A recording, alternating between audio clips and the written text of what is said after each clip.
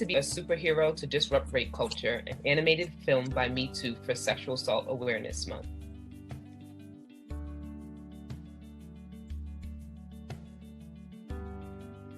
Did y'all know it was Sexual Assault Awareness Month? Oh yeah, that's in April. I had no idea that was even a thing. Sexual Assault Awareness Month is so important because rape culture and misogyny are so pervasive. Just think of all the times our aunties and uncles had something to say about our short shorts. But I thought that rape culture was only about sexual assault or stopping an assault from happening. It's more than that, sis. Rape culture can also be subtle. It's in how we move, think, and speak that normalizes sexual violence and undermines our consent. Most importantly, rape culture is always rooted in patriarchal beliefs, power, and control. So last week when we were walking down the street and those guys were calling us out, that's rape culture too? Yep. Ah. Here's the thing.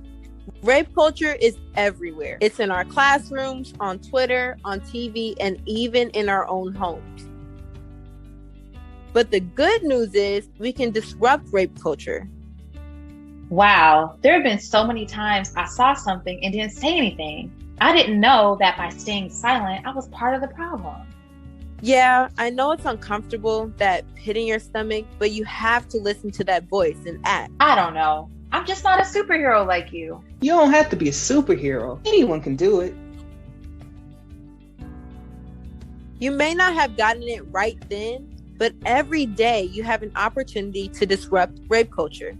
First, examine your beliefs and behavior. From there, you will show up differently so that next time you will speak up. And don't forget, we all have to continue to support, listen to, and believe survivors. I can do that. Right on, Rosa. Oh, you all got jokes.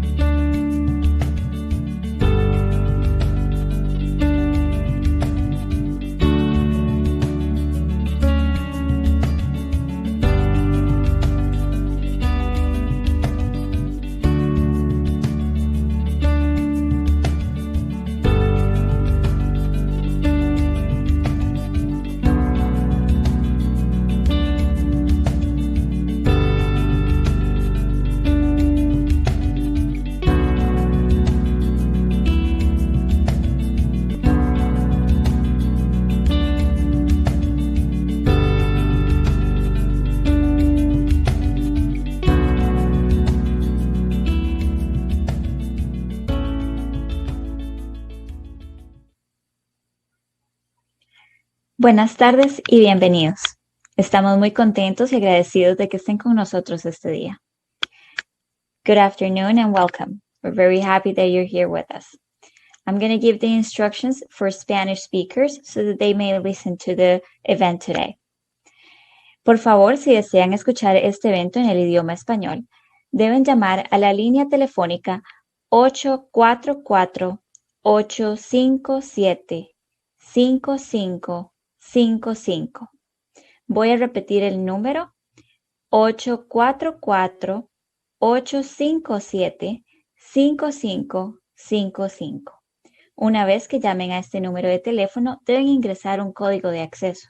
El código de acceso es 811-7900.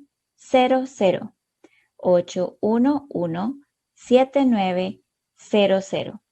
Una vez que ingresen aquí, la línea de español va a tener la interpretación de este evento. Gracias y que disfruten. Samirka, I give the word to you. Thank you, Milena. As a survivor justice and racial justice organization, I want to open by taking a moment to acknowledge the state violence against Black and brown bodies, and I ask that we hold a moment of silence for Dante Wright, Adam Toledo, and the many lives lost to state-sanctioned violence.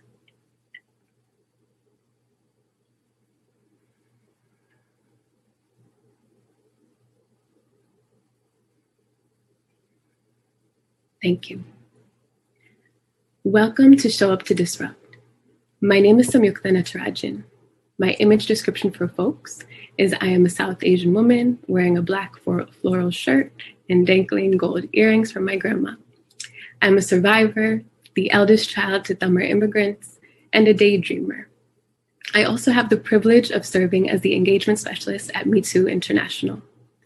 Throughout the month of April, which is Sexual Assault Awareness Month, Me Too has been considering the ways we can all show up for the survivors in our lives and take brave actions to disrupt rape culture. Today, we have the honor of listening to an intimate conversation among survivors as they consider how rape culture has manifested in their lives and how we can each find our role in disrupting it. As we are in community this afternoon, I want to remind us that we are collectively holding this space to center the voices and visions of survivors. We want to hold a brave space together, and that means each of us taking responsibility for the health and well-being of the collective. To help us do this, here are our group agreements. 1, respect the space. We are holding space for the stories we hear this afternoon with respect. What's learned here leaves here, but what's said here stays here. 2, approach the conversation with compassion and curiosity rather than judgment. We know that disrupting rape culture can be uncomfortable, but we also know that it can be so powerful. You might find yourself being challenged through this conversation in the ways that you did or did not disrupt in the past. As our panelists share their stories and visions for how people can show up to disrupt, remember that this is an invitation for us to show up differently for the survivors in our lives and to determine how we want to act as disruptors. Let us approach the conversation with curiosity and compassion for ourselves and for each other. 3, use the chat to show love and build community, affirm what is being said, name what's resonating, and ask questions. If you have a need or seeking resources or support, I encourage you to DM the Me Too Facebook page so that you can be connected to our healing support specialists. This will ensure that you are accessing resources safely and privately. And finally, take care of yourself. If you feel triggered or need to otherwise step away, please do so. This session will be recorded and will be available on Me Too's Facebook page. It will be here for you when you need to come back to it. We also have created a virtual healing room for you. By clicking on the different objects in the healing room, you will be transported to resources and activities to ground you. You can also go to www.metoomovement.org to access Me Too's Healing Resource Library. Now, without further ado, I would like to invite Shishina Bray, Me Too's Director of Programs, to lead us in a grounding exercise. Peace and greetings. My name is Shishina Bray. I'm a mother, I'm an advocate, and I'm a therapist. And I'm grateful to have this opportunity to be in community with all of you today. Before we do anything, we're going to take an opportunity to come into this moment. Oftentimes, we're carrying the day with us, and so we want to take a moment to shake off the day. And so to start this grounding, I invite you to do just that, to shake off the day, whether it's shaking your hands, whether it's moving your shoulders, moving your neck, moving your head. I invite you to bring movement to the body, shake the stagnant energy, and as you're ready, and as you're feeling it, to move your body into stillness.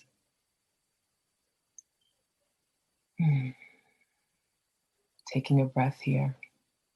Everything that I offer is an invitation, and so as this is a grounding practice, you might need something more than what I'm offering or something different. And so whatever it is you choose to do, do something that supports you in better connecting with this moment.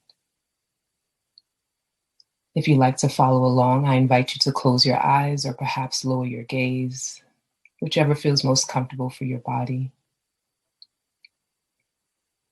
I invite you to place one hand over your heart and the other hand over your belly. And breathe here gently without altering your breath or doing anything different. Just notice your body's natural rhythm of breathing in and out. Perhaps noticing the weight of your hand against your body. Notice how your belly rises to meet your hand.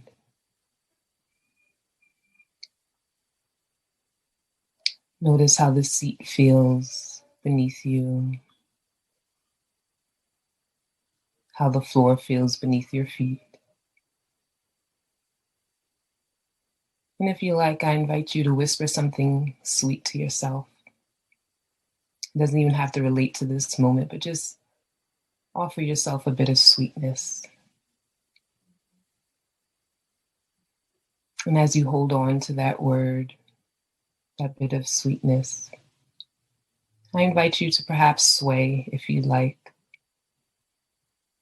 As you hold that word in your awareness,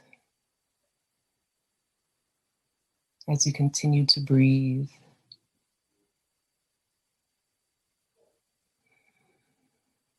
and just notice what comes up for you as you breathe in and out.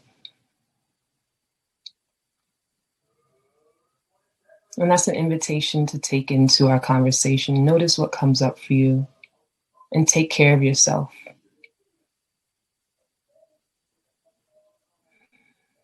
I invite you to return to stillness, or perhaps you want to stay in your sway. But thank you for this opportunity to ground with you. Remember your breath and stay curious.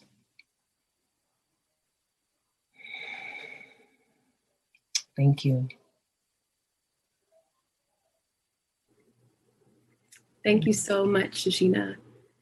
Hopefully that was helpful to you all in arriving at this moment. Now let's get into it. This afternoon, we are truly honored to be joined by founder and executive director of the HEAL Project, Ignacio Rivera, and Chief Communications Officer of Me Too, Denise Beek. Denise and Ignacio, I want to express tremendous, tremendous gratitude to you both for being here, for your willingness to share, and for allowing us to listen to you. Take your time in this conversation, tend to your needs, and know that we as an audience are here holding space with and for you. I will pass it to you all to get us started. Hello. Hello.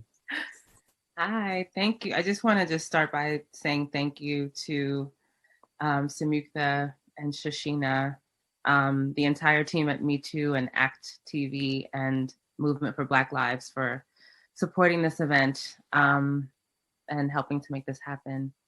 And hi, Ignacio. Hi, yes, I'm happy to be here, and apologies, my grandson is sitting behind me. You will hear him saying things from time to time. So I'm excited for this conversation with you. Yes, me too. How do we begin? I think we should begin, we have these beautifully designed cards. And shout out to Shoshana. And I want to start by asking you, if you don't mind, and then I guess I can answer just as a matter of opening up the space. Who are you and what brings you to this conversation? Okay, who am I? Come here, baby. Who am I? I am Ignacio Rivera. My indigenous name you could see on the thing is Huti Xeiti. I am a Black Boricua Taino gender nonconforming fluid person in the world. I'm an activist, a mother. Today is my daughter's birthday. Today is my daughter's 31st birthday. And I'm a survivor of childhood sexual abuse and rape.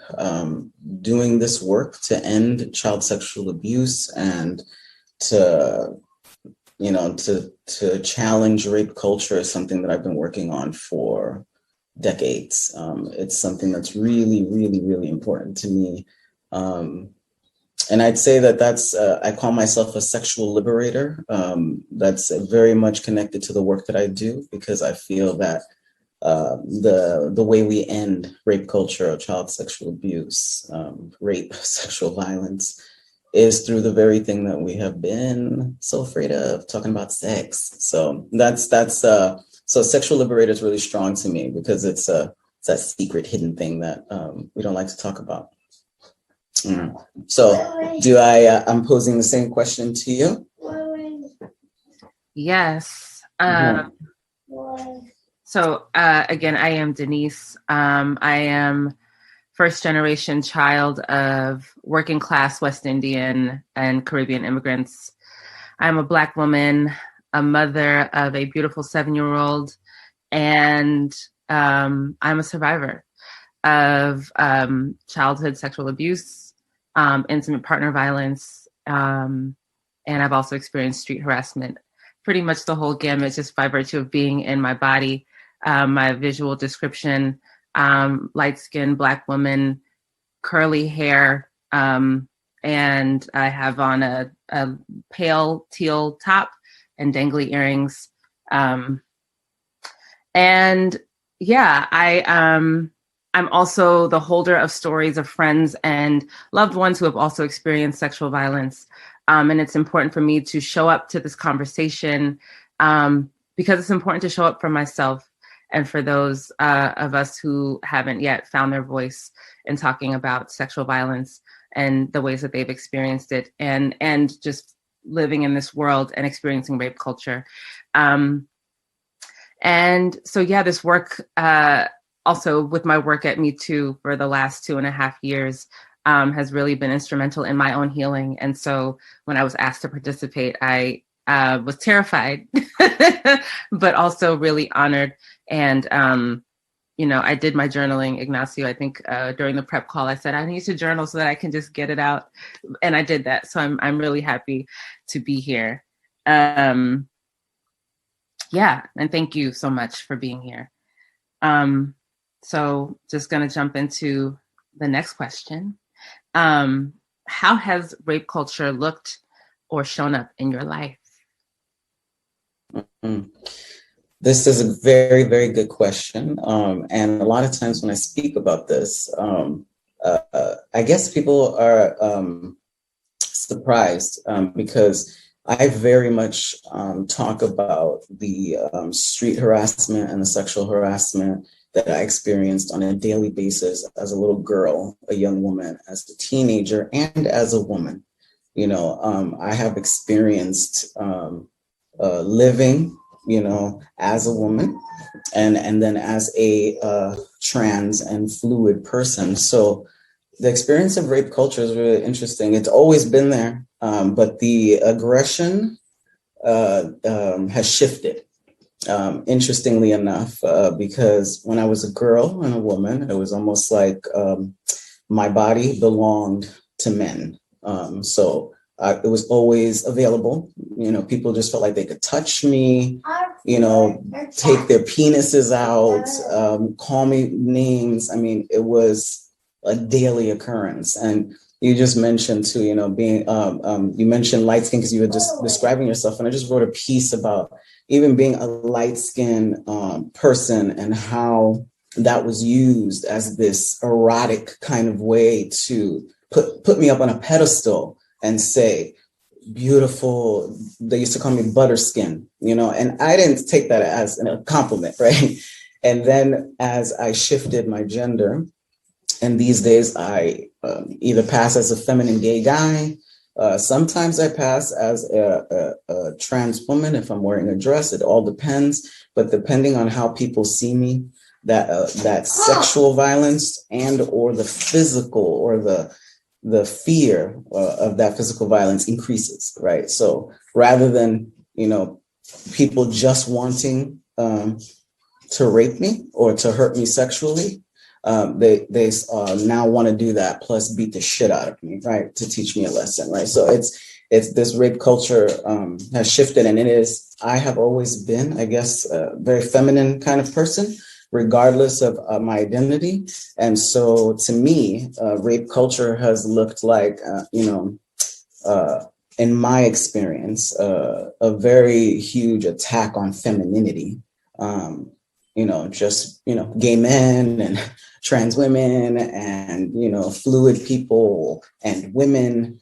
There is this idea of femininity and who we are and what we're supposed to provide. So that's the way that I've navigated it too. And then of course, being a parent of a darker skin, very tall Amazon, daughter, her experiences of sexual, harassment and stuff. So it becomes a different conversation when we're bringing our children in and our family about how that continues, Yeah. And back to you, how was like rape culture, how is it showing up for you growing up or, now? Yeah. Thank you for sharing that. So rape culture has been ever present in my life. I can't remember a time when, similar to you, people didn't want to touch me or comment on my appearance or, tell me what to wear, how to cover up. Growing up with two older brothers in the house, I was always told that they would kill whoever touched or looked at me the wrong way, right? So when my first encounter with sexual violence happened, I was completely silent about it. And in a lot of ways, I still am. And this is actually the first time I'm like publicly even going into detail about it. And it's due to the work that I've been doing in my role. But in any case, I've been pretty much silent about it so that I don't cause conflict. I didn't want any smoke, right? So I never really told anyone. And by the time I was 8 or 9, I had curves, right? So I remember being terrified of that. And my mother and I shopping for clothes that would cover me completely so that I wouldn't be a distraction. And it didn't really help, I remember being catcalled on one of my first dates and my date actually like joining in with the catcallers, right? Just all of the ways that my sexual violence experience has been used against me, and that the ways that transaction has shown up in my intimate relationships, having to use my body to gain access or to feel intimate with someone. I can't remember a time when it wasn't a part of my daily life. All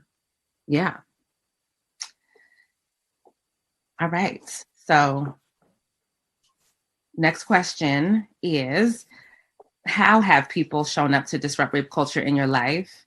Or have people shown up to disrupt rape culture in your life? And what did it mean for them to do that or not do that? No. I would have to say, growing up, I grew up in the 70s, 80s, and so around that time, I remember that this is when the milk carton kids were coming out and stuff. Like this is when they started putting kids that disappeared and stuff, and it was a scary, scary time. I remember, what happened in that time? Many things were happening. There was a lot of sexual violence where I was growing up. There was a lot of, people were being abducted. It's a lot of stuff. And, family, because of fear, the way they kind of talk about that topic is kind of bark orders or kind of tell you things like, don't go over there. You see that man over there? Never talk to him. Don't sit on that person's lap. When you wear a dress, put shorts under. So I would get all of these, things, but I would be like, why? Like, I don't understand. Like, what am I hiding? So because nobody ever told me anything, it was like just complete fear about men and penises and people outside, which is kind of ironic because my abuser is a female. Come here, baby. My abuser is a female. And so everything that I was told about abusers was about men.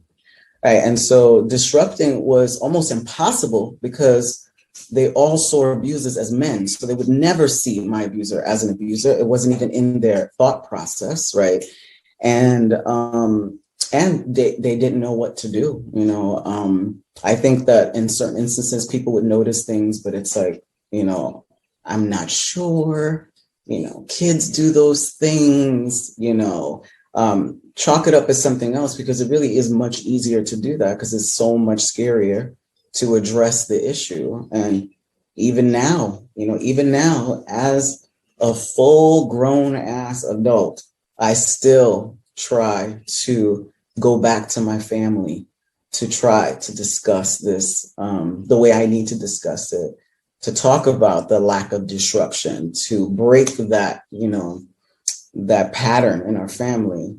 And it is, not happening. It is too difficult. The conversation about my rape and the sexual violence that I endured is too difficult for my family. So sorry about that. It's too difficult for my family to even comprehend what to do with that. And I think that's for a lot of people, that disruption. It's like we say disrupt, but I think it gets really complicated. People are just too scared because I think we have only cookie cutter ways of dealing with it. And because we only have limited amount of ways in dealing with something so horrific like that, we feel we have no choices. And it's just easier to be like, I think I might be wrong. I'll give it some time, I'll keep an eye out or something, but it is easier to do that because it takes so much more time, involvement, care, and all of that to disrupt. Yeah. Yeah. And how about you? How did anyone show up to disrupt for you, or not? Yeah. Well, I want to respond to that if I can, because I think that you're so right. And what came up for me is shame, right? I think that the reason why a lot of our families can't really contend, right? I think that then it would force them to have to think about the ways in which rape culture has shown up in their life, the ways in which they might be a survivor and haven't sat with that, right? So, and I think shame comes from being forced to make sense of really awful things that happen to you, right? Without tools or resources. So I think that resonated with me so deeply. And, I said to myself, like, okay, if I go on this and if I do this fishbowl with Ignacio and I talk about this stuff today and it's for everyone to hear, I'm going to have to sit down with the family and so that they know, because my abuser was a friend of the family. And I'm actually sitting in my parents' house right now.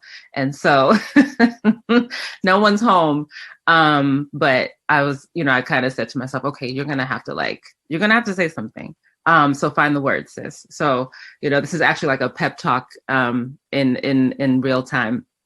But I would say, and so because of that, my therapist has been the biggest disruptor in my life. I think just because I felt safe enough to share with her. And even in the moment, I think as a Black woman, when things happen to us, we don't sit with the gravity of it. A lot of us don't. I think we either blame ourselves for what's happened. And, so when I first disclosed to her, I kind of shrouded it and couched it in like, oh, well, that was so long ago. And I was 8 or 9 and he wasn't a full grown adult either at the time. So, and she was like, no.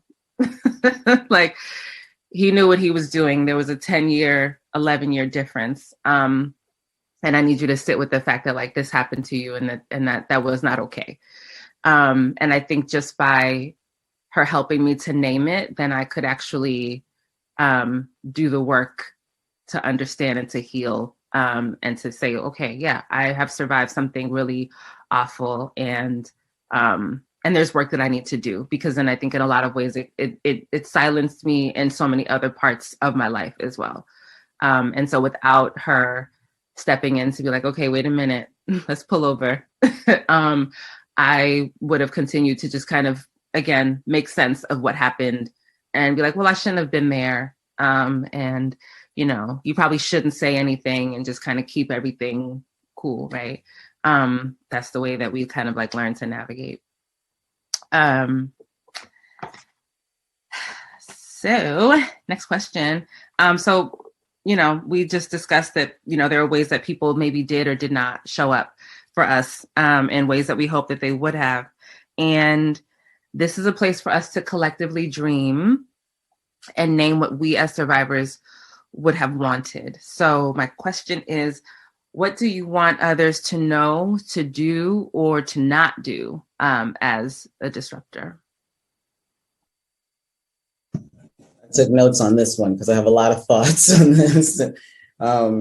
The first thing that came to my mind in terms of like being a disruptor is that being a disruptor does not equal beating someone up, saying that you're going to murder anybody that hurts the people you love. And it doesn't mean throwaway culture, right? That someone did a harm and now this person is isolated to, no man's land, right? Because even though those things might feel good, they don't really solve anything. What they in fact do, because you just said it, Denise, when somebody says, I'm going to kill anybody who harms you, basically that's telling you, I can never tell that person because the person I love will go to prison for killing a person who hurt me. So let me just shut my mouth, right? And so we actually, in the ways that we think we're helping people, a lot of times we add things to it, right? Because we contribute to the secrecy and the shame. So what I would say, in order to combat secrecy and shame, if you want to disrupt, even if you're not sure, even if you're scared because you might, thinking about getting somebody in trouble, because that's the first thing. It's not my business and I don't want to get anybody in trouble. I would say the first thing to do is talk to somebody else, ask another person, right? Because one, you shouldn't hold that all by yourself. Two, this should be a community accountability like thing, right? You can ask another person, look, this came up, I don't know what to do, right? You can talk to different people, get some good responses, because that's the work, right? Because it's not easy. The easier thing, if people want to call police, by all means, that is not an option I wanted. And I know a lot of people do not want that. So it means that we need to be trying to figure out, number one, how do we keep that person safe? And number two, how do we, how is this person going to be held accountable, however that is going to be?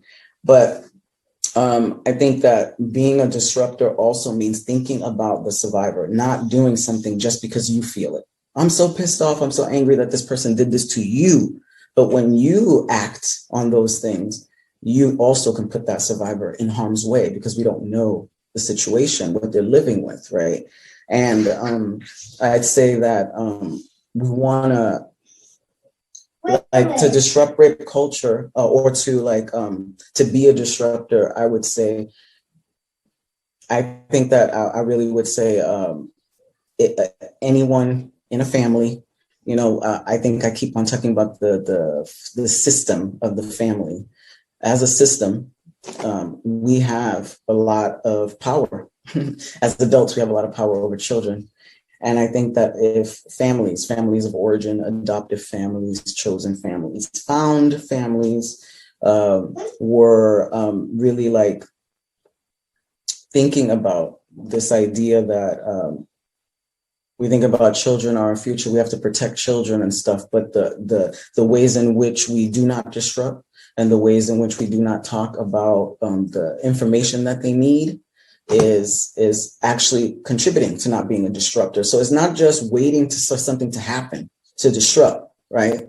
It's actually to disrupt rape culture, period, from the freaking beginning, right? That means that when your child is born, from that moment on, you're talking about body parts, you're talking about sex and sexuality, gender, you're talking about the whole gamut, right? It's not something you spring on them. So I think family units can work together to actually make a pact with one another, to be like, we as a family are going to disrupt rape culture. And we're going to talk about it in terms of how it affects boys, girls, trans, gender nonconforming people, right?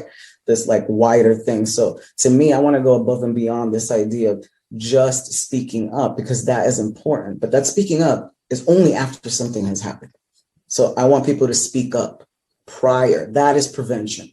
That is prevention to me. And that is disrupting a systematic way of how rape culture just exists. And when I say rape culture, I really want people to understand that rape culture includes the rape of children, because that happens every single day. So I want to say that because the fight against rape culture is not just for adults. We always have this adults no, children, infants get raped. And so we need to start thinking about that part too, because it is dire. It is dire. So disrupting is to talk expand the idea of what we mean by rape culture and really think about in families what we need to do so that we're not, replicating these patterns of generational abuse, right? How about you? I know I went off on a tangent, but both of us didn't get the disruptors there, so I think about this constantly. I'm like, what could have been done? So yeah, what about you?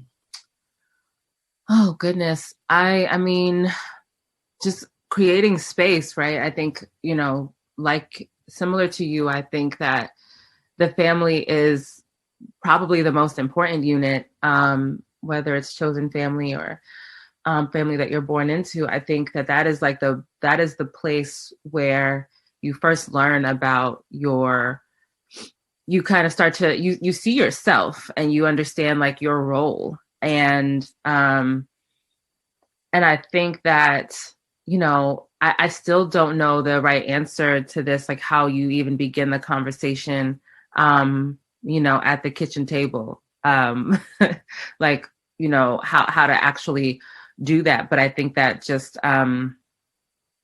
creating space and listening with no judgment can do so much. And, I think, there was a session with a therapist once where she asked me my definition of safety.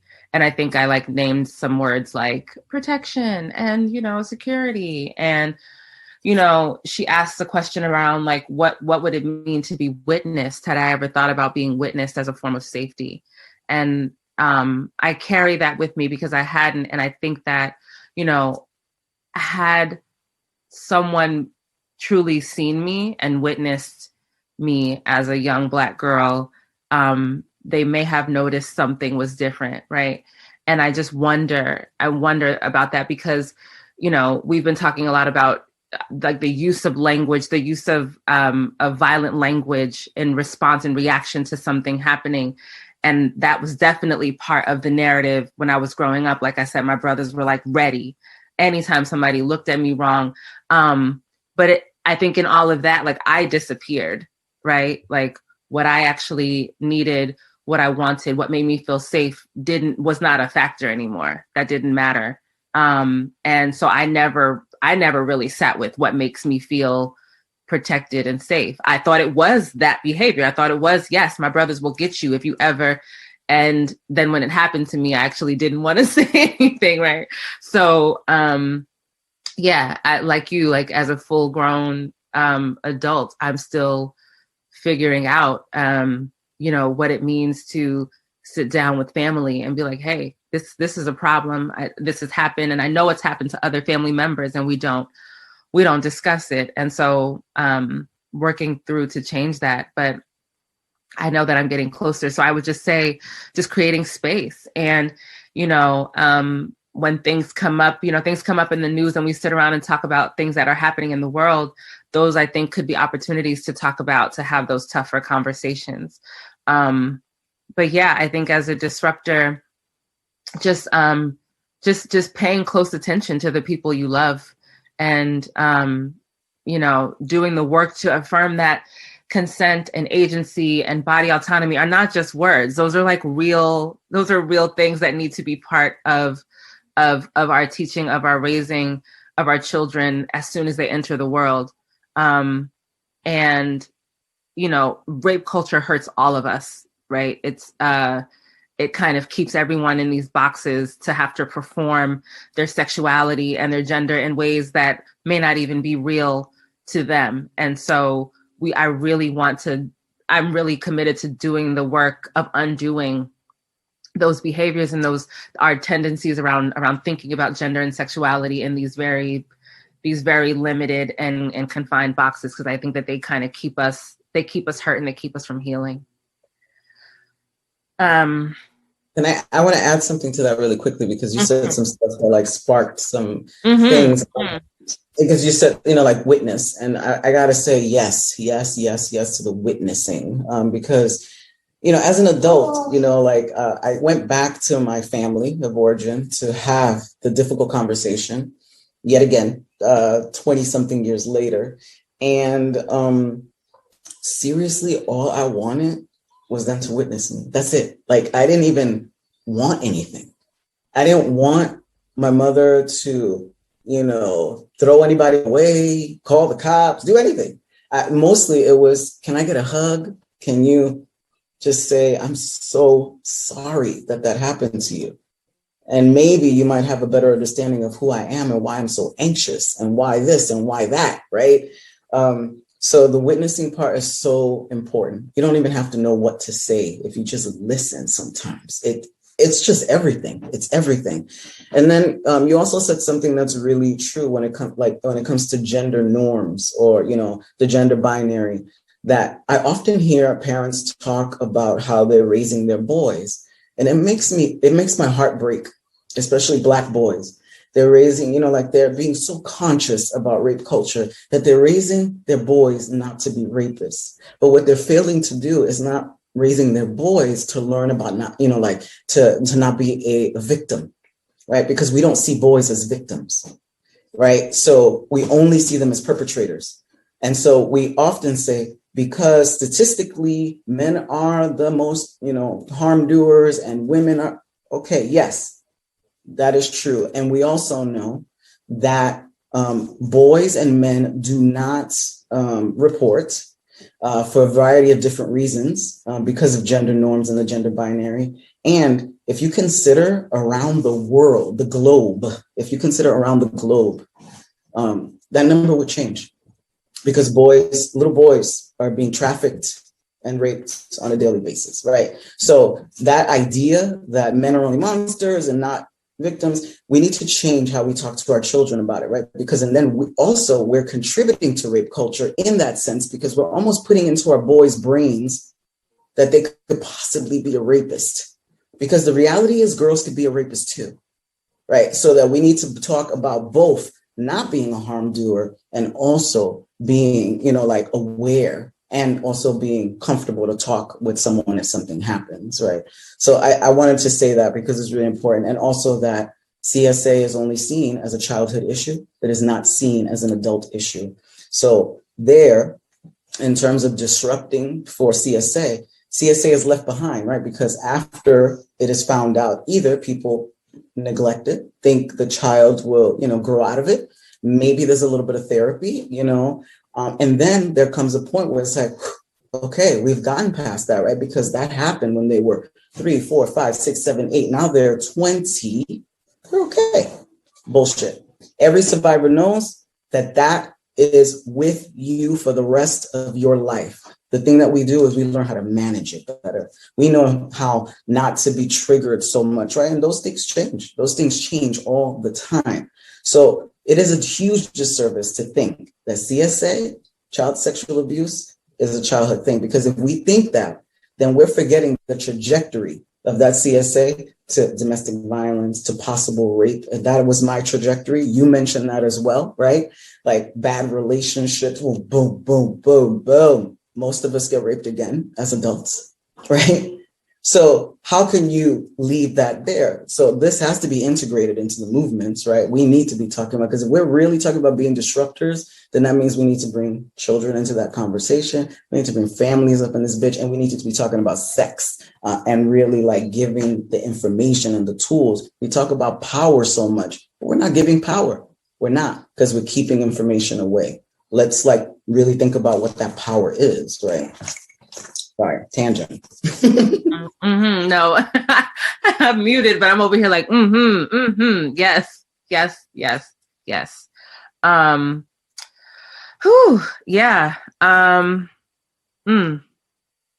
So we know that disrupting rape culture can be uncomfortable, but we also know that it can be powerful. And so what becomes possible for your life, for your healing journey, and our communities, right? When someone chooses to intervene, to show up as a disruptor despite the discomfort.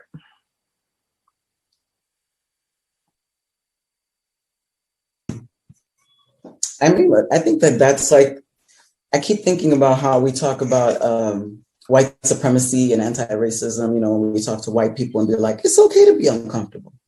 It's okay to cry. It's okay to do that, right? Because it is a hugely uncomfortable thing to talk about, right? Racism and white supremacy is huge. So we're talking about sexual violence. It's not an easy thing at all. So number one, don't be so hard on yourself. We all question it, right? Because we're terrified. Am I going to get somebody in trouble? Am I saying the right thing, right? So I think everybody goes through that.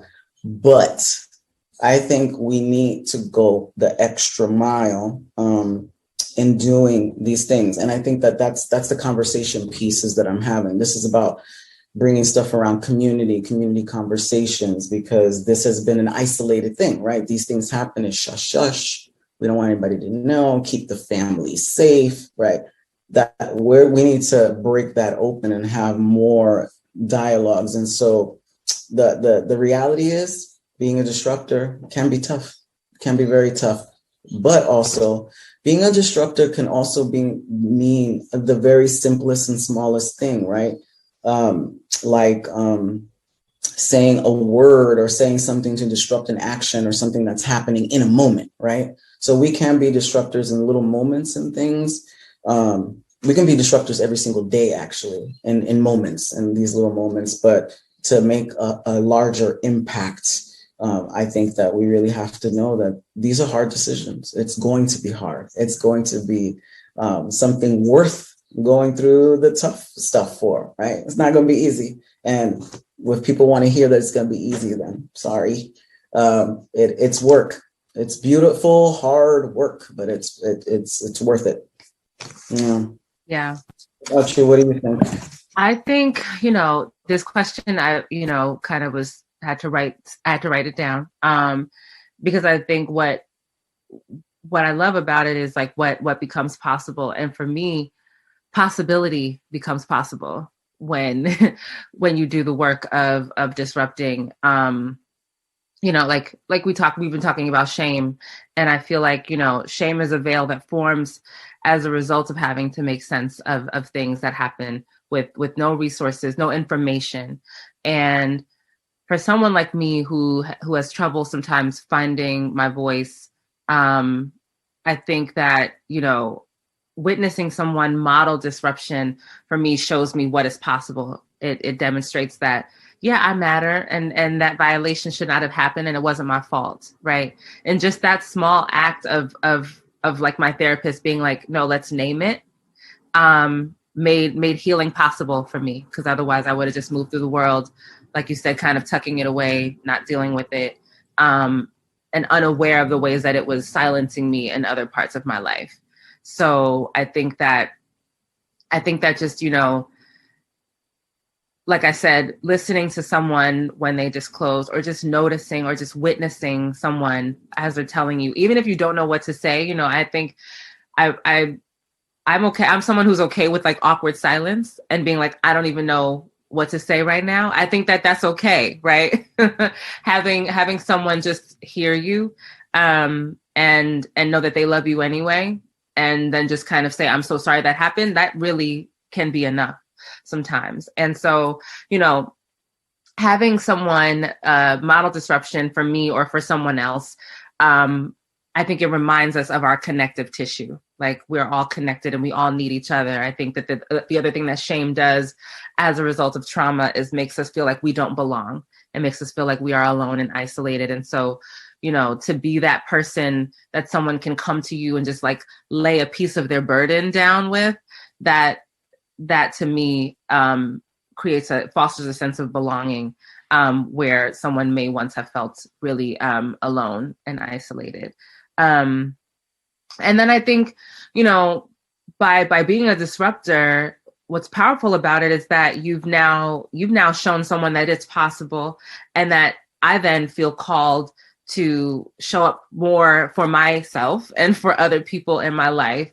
And we can more vividly imagine, like, really taking this whole shit down. You know what I mean? Like, breaking it all down. And it becomes, I will say, I don't know, for me, I know that it becomes easier the more I do it. I can't say that that's the case for everyone, but I know, I'm a natural comedian. I like to laugh at things and bring levity into situations. And so oftentimes if I hear something wrong, it just starts with an you know, wait a minute, like, and like that's a flag on the play, and like let's unpack that, let's pull over. And so I think that just doing it in ways that are comfortable for you, that feel safe for you, can really change someone's life. So yeah, I think that's the power in disrupting for our communities and our own healing journeys. Yeah, you want to? It reminds me of a quick little story when you said like modeling. You're so right. Modeling is so important. And I remember when my daughter was probably 6 years old, maybe 7. We were on a New York bus, and this drunk man comes in, and he's literally like fondling over this woman, like touching her, and really being aggressive. Not one person said anything on the bus. I mean, not one. And this woman was really nervous and shy and she didn't have voice. She didn't have agency in that moment. And so I spoke up and I made a big stink. I told the bus driver that he needed to throw him out because he was inebriated and he was messing with this lady. I really had to fight with the bus driver in order to do that. And once we left the bus, because the next stop was mine, my daughter at 6 years old was just like, "I'm proud of you, mommy." I'll never forget that, because afterwards we had a conversation about that. And I was like, what happened on that bus was wrong. And I told her why it was wrong, because other people didn't do anything, why that man was wrong. So that teachable moments all the time, that's disrupting right there, because it shows her that nobody has a right to do that. And if you see that, you can help in some way, you know? Yeah, I always go back to that story. And when she tells me, "I'm so proud of you," so little, holding my hand, I was like, my heart. That's so dope. That's really beautiful. Oh, yeah. Wow. So, so I think this is the last question. Wow. Okay. What advice do you have for someone who wants to be a disruptor and but is having trouble, doesn't know where to start or what to do? I mean, I would say definitely read up on some material, because there's tons of information, and even like one-pagers, fact sheets, you know, if you don't want to read the whole book or anything, but they have a lot of tips on how to do that in a safe way, and people you could talk to. I also think that, you know, just talking to other people that you trust, just to have an open conversation, just to be like, hey, I don't know what to do, right? Because I'm quite sure that person might have stories to share as well. I think we all go through this. So that's what I say, because to me, it's about taking it out of the secrecy, taking it out of the shame. Talk about it. Yes. I want to echo that. I think there are a lot of resources out here.